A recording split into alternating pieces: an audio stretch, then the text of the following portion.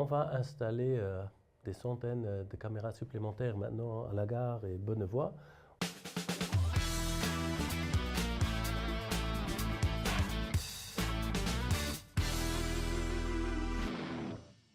Aujourd'hui, j'ai le plaisir d'accueillir dans le studio Patrick Goldschmidt, qui est membre du collège échevinal de la ville de Luxembourg et membre du Parlement. Soyez le bienvenu. Merci pour l'invitation et content d'être chez vous. Ça me fait plaisir de vous avoir puisque non seulement vous êtes à la ville, vous êtes au Parlement, mais vous êtes aussi un entrepreneur. Vous avez travaillé chez un Big Four, vous travaillez aujourd'hui dans votre propre fiduciaire depuis une vingtaine d'années. Donc vous n'êtes pas un théoricien de l'économie, vous la pratiquez au jour le jour. On va commencer peut-être par la ville. Quelle est votre analyse aujourd'hui des défis auxquels est confrontée la ville de Luxembourg? Il y en a certainement un grand nombre de défis, mais il n'y a pas que des défis. Je dois constater qu'on est une ville qui a près de 140 000 habitants, une croissance forte les dernières décennies, peut-être un ralentissement dû aux différentes crises et dû à la santé de l'économie les dernières 2-3 années. Donc, bien sûr, c'est déjà un défi qu'on a besoin d'une certaine croissance, défi au niveau du logement, crise du logement. On voit qu'au niveau des autorisations, il y a des autorisations qui sortent, autorisations de bâtir, mais c'est surtout des rénovations. Alors que si on veut avoir assez d'appartements, de maisons pour les gens qui veulent venir à Luxembourg, il faut aussi construire. Et c'est là où on ne construit pas assez parce que les gens n'investissent pas dans l'immobilier en ce moment. Donc ça, c'est un défi, pas seulement pour la ville, mais également pour le pays et pour d'autres régions. Il faut construire plus parce que si on ne construit pas plus et s'il n'y a pas d'investisseurs, ça veut dire que le montant du loyer va augmenter parce que ça va, on va pas. C'est la rareté qui fait augmenter les prix et c'est ce qu'on voit aussi sur tous les sites Internet. Si vous cherchez un logement locatif, il devient très cher. Absolument. Alors que des appartements à 1500, des studios à 1500, 1600 et des chambres même à 1000 euros. Donc c'est vrai que c'est un peu pénible. C'est très très pénible et c'est là où la ville et même, je dirais même au niveau national, on doit trouver les mesures nécessaires pour faire retourner l'investisseur. Parce que l'investisseur aujourd'hui, il a d'autres alternatives. Avec les taux d'intérêt qui sont si élevés, il a peut-être plus intérêt à acheter un blue chip et avoir sans risque un rendement de 2-3%, alors que s'il investit dans le logement, il a des intérêts très élevés. Il a peut-être un locataire qui ne paye pas son loyer et il n'a plus de rendement du tout. Et puis, donc c'est pour ça que s'il achète des actions et qu'il les garde 6 mois, il ne sera pas taxé, alors que là, le logement sera taxé à chaque fois. Si aujourd'hui, vous achetez une obligation d'État sans risque, vous ne payez pas d'impôt. Absolument. Alors que oui, il faut voir quelles sont les mesures que cette majorité ou le gouvernement est prêt à proposer. Je pense qu'il faut proposer des mesures pour les investisseurs, pour que les investisseurs retournent. Et je pense qu'une chose qui devrait retourner, parce qu'on est dans une situation vraiment délicate, c'est un amortissement accéléré qui a été aboli il y a une dizaine d'années, plus 8 ans ou 10 ans, parce que c'était une surchauffe du marché immobilier. Mais maintenant, on est dans une situation inverse. Il faudrait la remettre en place, ce qui aiderait le niveau national, mais également la commune, parce que je le dis, même si la commune ou l'État achètent des VFA, c'est rien du tout par rapport à ce qu'on a besoin. Il nous faut 4000 logements par an dans tout le pays.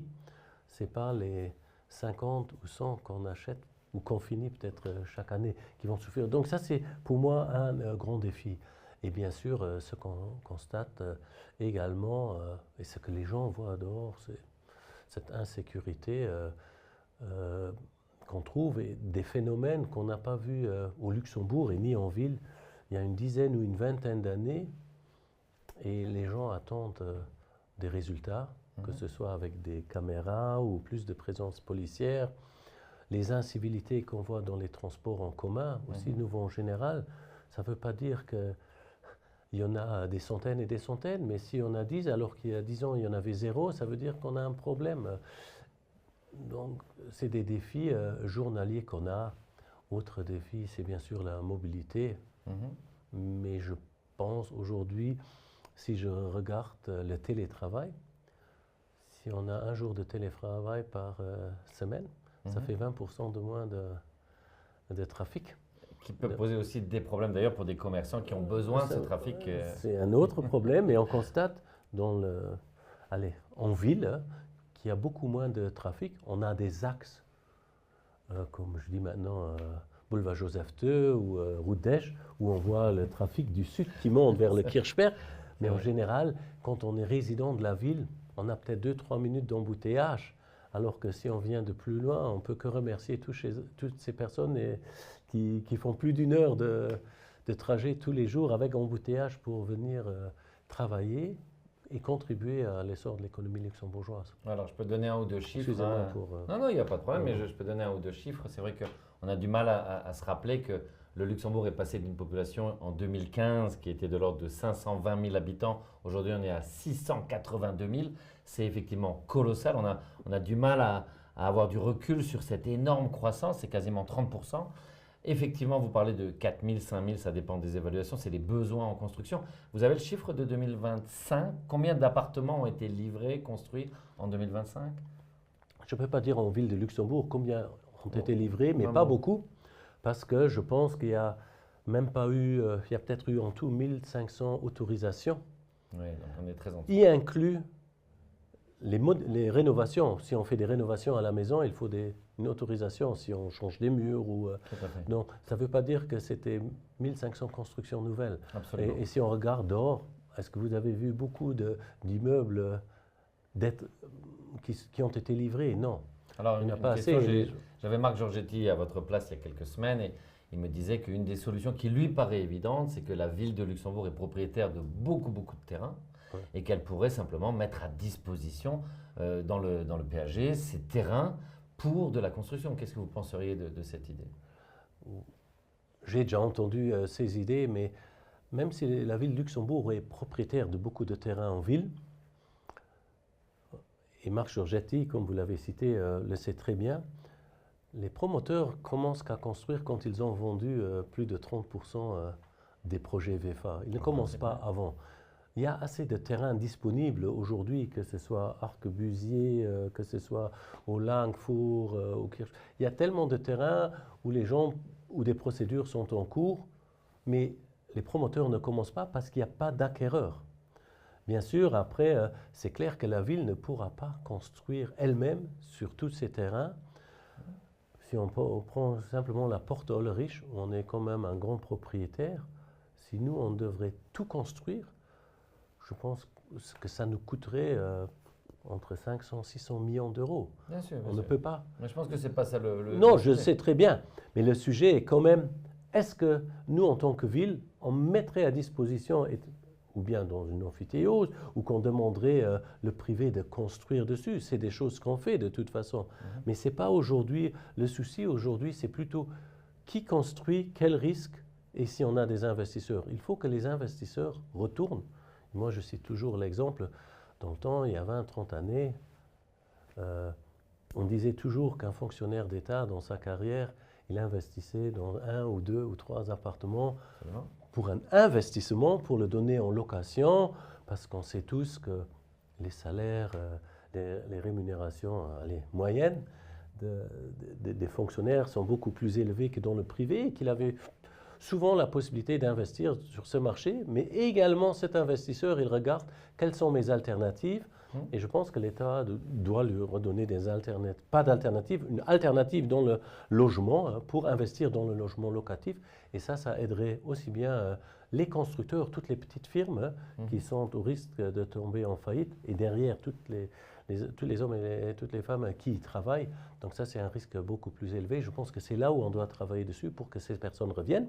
Et après, si on a besoin encore des terrains, nous, on ne va pas construire, mais on va plutôt faire un appel sur des terrains pour construire. J'imagine dans les prochaines années, quand le service d'hygiène va partir de la route d'Arlon, quand le stade d'athlétisme Josie Bartel déménagera à Ham, on a là des terrains plus ou moins 9 hectares. Où la plupart seront des logements. Ce ne sera pas la ville. Nous ne sommes pas une. Bien sûr, ce n'est pas la vocation de la ville. Mais on doit réfléchir. On va peut-être faire des appels pour que des promoteurs y construisent, pas seulement pour nous, mais pour le marché. Alors, une petite remarque pour clôturer ce dossier sur le logement. Moi, j'ai le sentiment, en fait, vous parliez des 30% de prévente. Moi, j'ai vraiment le sentiment que là, on est en 2026 et que les anciennes règles ne sont plus les solutions pour aujourd'hui. J'ai vraiment le sentiment qu'il y a des promoteurs qui vont être capables de fonctionner sans la prévente. Parce qu'encore une fois, on sait qu'il y a une demande qui est colossale. Donc, on sait qu'il y aura toujours des locataires. Et une fois que le truc est loué, effectivement, ça devient un asset qui a un rendement. La vraie question, c'est la caution. Hein, on a la SNCI pour les entreprises. On pourrait imaginer, on est un centre financier, des mécanismes de cautionnement qui permettraient de débloquer la situation. En tout cas, je n'ai pas la situation, mais on a vu qu'en 2024, c'était la priorité du gouvernement de Luc Frieden. Il y a eu le SPV qui n'a pas fonctionné du tout. Et c'est une des questions qu'on se pose tous, et on reviendra après sur d'autres sujets, c'est pourquoi est-ce qu'un petit pays comme Luxembourg, finalement, a du mal à inventer des nouvelles solutions et on a souvent l'impression d'être enfermé dans les solutions du passé pour des problèmes qui sont trop gros, en fait. C'est possible, mais je pense qu'il y a quand même des hommes et des femmes qui y réfléchissent également au ministère, bien que sûr, ce soit un logement, mais également dans le secteur et qui échangent avec des membres du gouvernement pour présenter leurs idées. Les dernières années, on a eu le problème des garanties d'achèvement, où les gens ont peur d'investir dans le VFA.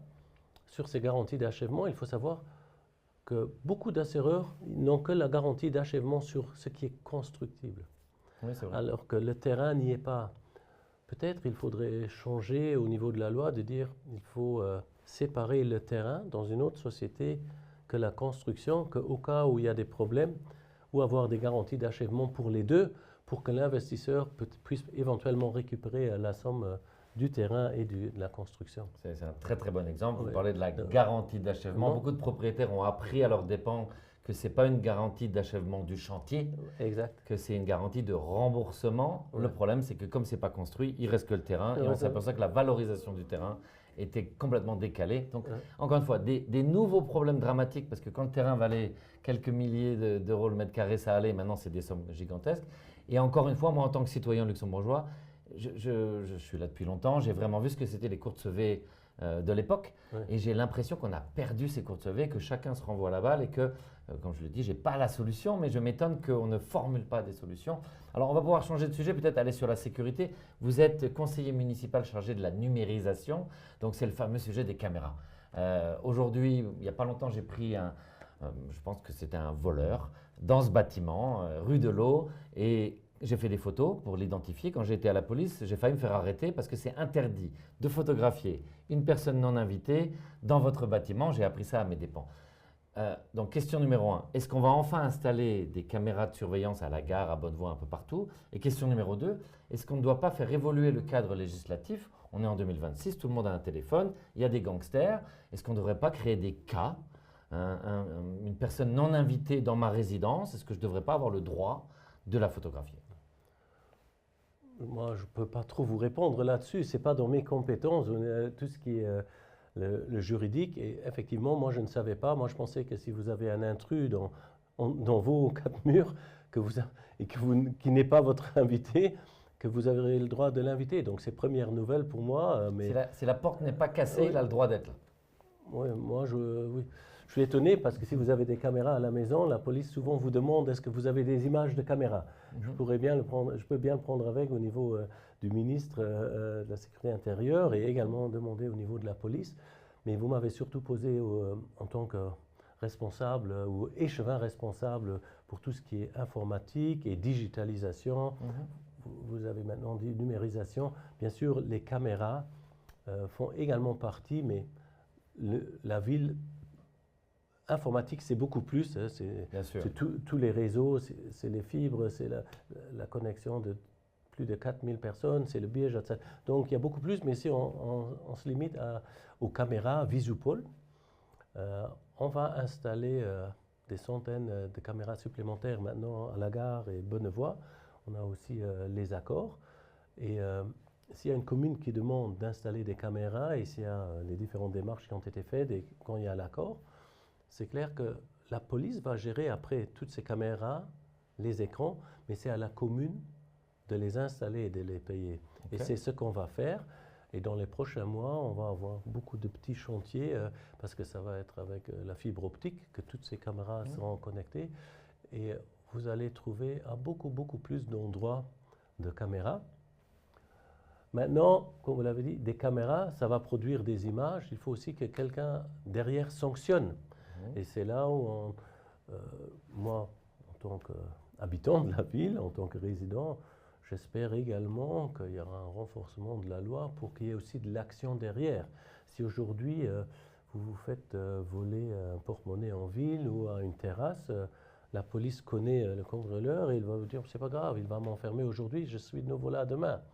Donc, caméra, c'est une chose, mais il faut aussi derrière, le cadre législatif doit également évoluer. Je ne dis pas qu'il n'y a que des voleurs en ville, mais on voit beaucoup plus de pickpockets et il faut aussi qu'on réagisse, nous, mais surtout la police et le cadre législatif évolue à toutes ces évolutions des personnes qui bougent en ville, à la gare, à Bonnevoie. Sur l'exemple de la personne qui est rentrée ici sans être invitée alors que la porte est fermée à clé en bas, il a dû suivre quelqu'un. En fait, la police m'a confié qu'il sortait du commissariat parce qu'il avait été arrêté 1 heure avant dans une autre résidence. Donc, à un moment donné, c'est simplement, encore une fois, d'adapter les lois, de dire, OK, on est en 2026. Peut-être qu'aujourd'hui, quelqu'un qui s'introduit dans une résidence, même sans casser la porte, où il y a une porte fermée à clé, ne devrait pas être autorisé et on devrait avoir les moyens. Alors, je ne dis pas de l'envoyer en prison, mais au moins de le notifier. Comme ça, si on voit qu'il fait ça tout le temps, à un moment donné, vous savez qu'aux États-Unis, c'est les trois cases. À un moment donné, ça doit se transformer en punition. Sinon, effectivement, la criminalité se développe et on le voit au Luxembourg d'une manière assez effrayante. Une dernière question peut-être sur votre rôle de député. Vous êtes un des 60 députés à la Chambre. Alors pour ceux qui s'y intéressent, moi je pense que les élections viennent de commencer, c'est dans 2 ans, mais au Luxembourg on est très en avant. Je vois Xavier Bettel qui se remet un petit peu sur LinkedIn.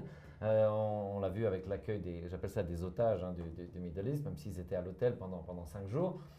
Pour ceux qui veulent savoir, donc il y a aujourd'hui 2 députés du Parti communiste, 2 députés des Pirates, 4 des Verts, 5 de l'ADR, 12 de la LSAP, 14 du DP dont vous faites partie et 21 du CSVA. Donc ça va être une élection qui va être assez serrée, certainement une action décisive et très importante pour le CSV et le DP puisque vous allez sûrement être jugé et évalué là-dessus. Comment est-ce que vous, en tant que député, vous cherchez à peser sur le cadre législatif? En fait, qui décide des lois à drafter et quel est votre pouvoir au Parlement pour faire avancer les choses? Premièrement, il y a des accords gouvernementaux où il y a l'accord de coalition. 209 pages. Qui définit déjà un peu ce que les deux partis au pouvoir ont décidé ensemble en 2023. Prochaines élections sont en 2028. On pourrait dire un peu plus loin que le midterm, mais c'est quand même encore 2 ans et demi. Donc là, il y a déjà un cadre qui est un peu défini. Et c'est sûr qu'au niveau des différents ministères, ces projets de loi sont préparés, discutés bien sûr dans les différents groupes parlementaires. Et c'est clair que c'est le Parlement qui décide. C'est eux qui votent, on est bien au niveau technique. Qui valide. Mais est-ce que le Parlement a gardé sa capacité un peu de peser sur les priorités? Bien sûr, priorité, vous avez tous les ministères qui essayent de faire avancer les différents projets pour lesquels ils sont responsables. Et également, les différents ministres présentent également leurs projets au niveau des différentes fractions, que ce soit du DP ou du CSPA au niveau de la majorité, mais également au niveau des commissions. Bien sûr. Et d'un autre côté, vous avez également un Conseil d'État derrière, vous avez des propositions ou dans les commissions des changements qui sont encore mis en place. Ce n'est pas que c'est seulement le ministre et que les députés ne peuvent plus que lever leurs mains. En tout cas, c'est un peu l'impression que ça donne encore une fois aux citoyens. Je pense qu'on a le sentiment au Luxembourg qu'à un moment où le pays est clairement une croisée des chemins, le Parlement et le Conseil d'État d'ailleurs ont beaucoup perdu de leur capacité, on va dire, d'influence. On a l'impression que ce sont juste des parlements de validation, là où dans les grandes époques, je pense aux années 80, je pense qu'il y a eu plusieurs époques luxembourgeoises comme ça, où il fallait avoir une capacité d'avancer vite. Et cette vitesse, je pense, a été un petit peu perdue, c'est en tout cas une perception. Oui. Au niveau de la vitesse, je ne peux pas le dire, je peux simplement vous donner un exemple. Si je regarde la réforme fiscale, ça vient quand même, allez, je dirais que beaucoup de députés, que ce soit au niveau de la fraction du DP ou du CSV, y ont contribué énormément. Donc, et bien sûr que c'est au niveau des ministères, au niveau des différents ministres, que ça doit rentrer dans un projet de loi. Bien sûr. Donc il y a beaucoup d'exemples où on peut dire que ça vient quand même des fractions, un input. Ça ne veut pas dire que les ministres ou le gouvernement est totalement déconnecté. Non, certainement pas. J'ai pas dit ça. Non, mais et ni l'inverse. Mais c'est clair qu'eux, ils ont une responsabilité au niveau gouvernement de livrer. Donc moi, je ne suis pas d'accord avec vous que les députés ne font rien. Autre chose, c'est plutôt... Non. J'ai dit valide. Juste. Valide. Autre chose, c'est est-ce que les députés devraient remettre beaucoup plus de propositions de loi? Ça, c'est autre chose. Je vous donne un exemple. Et c'est difficile aussi au niveau des propositions de loi, au niveau, pour moi en tout cas, d'avoir un député de la majorité qui mette des propositions de loi de toute façon sans avoir concerté le ministre de tutelle. Ça m'étonnerait. Peut-être qu'il doit concerter, mais je donne un exemple. Vous comprenez un peu. C'est pour ça qu'il y a ces questions parlementaires. Là, on a beaucoup plus qui vont déjà dans une certaine direction. Je comprends. Vous pensez que ça part du ministère. Ça, je comprends tout à fait. Juste une dernière remarque par rapport à ça.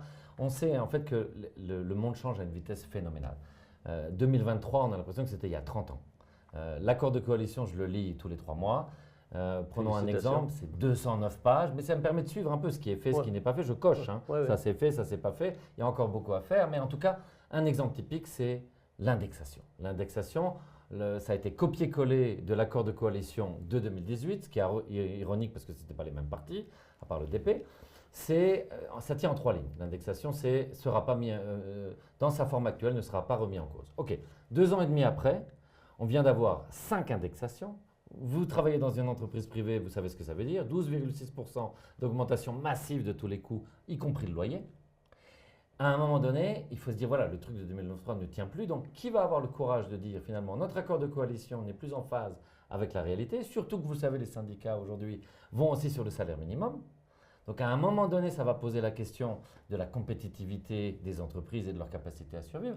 Donc, un exemple, moi si j'étais aujourd'hui député, j'essaierais certainement de militer pour un capping de l'index, comme ça on le garde, mais on le cappe par exemple à 100 000 €. La personne qui gagne 90 000 €, elle reçoit 2,5% sur 90 000, mais celui qui gagne 400 000 €, est-ce qu'il a vraiment besoin de 2,5% sur 400 000 €? C'est une question pertinente, mais qui n'était pas dans l'accord de coalition, juste pour revenir vers vous. Donc, est-ce qu'on est bloqué par cet accord? Vous n'allez pas avoir, à mon avis, un ministre ni un député de la majorité qui va dire on doit tout changer. Mais je suis d'accord. Mais déjà, il y a une vingtaine d'années ou trentaine d'années, un ancien Premier ministre qui était là longtemps, il y a eu ces discussions énormes sur l'indexation pour le CAPé, comme qui date de 75. De le CAPé. Et il y a eu ces discussions, il n'y a pas eu d'accord parce qu'il faut toujours voir qui ça toucherait. Mais je pense effectivement que la personne est maintenant 200 € de plus ou 210, ça ne va pas. Mais ce n'est pas à l'ordre du jour. Donc, oui, il y a certainement moyen de faire autre chose, mais je préférerais en discuter si j'ai les chiffres, ce que ça veut dire.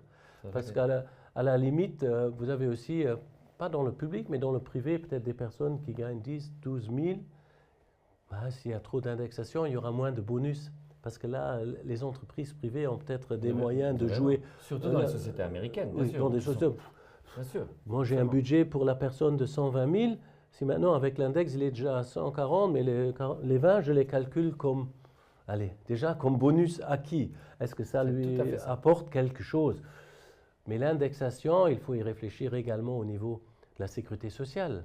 Comme à chaque index, vous avez le montant du plafond cotisable qui augmente. Donc, ce qui fait, bien sûr, il faut savoir qu'au niveau du montant cotisable ou au niveau de la fonction publique, il n'y a pas de maximum cotisable. Parce qu'il n'y a pas de maximum aussi au niveau des pensions. Donc, il n'y a pas que l'index qui joue là-dedans, il y a aussi ce qu'il y a autour. Et effectivement, on pourrait recommander tous les deux qu'un prochain gouvernement devrait s'y attaquer, hein, pour le dire ainsi. En tout cas, pour conclure, je pense que j'adore nommer Mario Draghi. Vous savez qu'il a fait ce fabuleux Draghi Report, mais on attend toujours qu'il soit mis en œuvre par la Commission européenne. Oui. Et je ne sais pas si vous avez vu sa présentation où il avait dit aux membres du Parlement européen « What to do? I have no idea, but please do something ». Je pense que c'est ce que la population attend. Les élections, c'est dans 2 ans, c'est quasiment demain. Donc je pense qu'effectivement, toute la population aujourd'hui attend des résultats, un impact décisif de la part du gouvernement, de la part de la ville. Et donc, je vous remercie d'avoir répondu à nos questions. Merci pour l'invitation et à bientôt. À bientôt.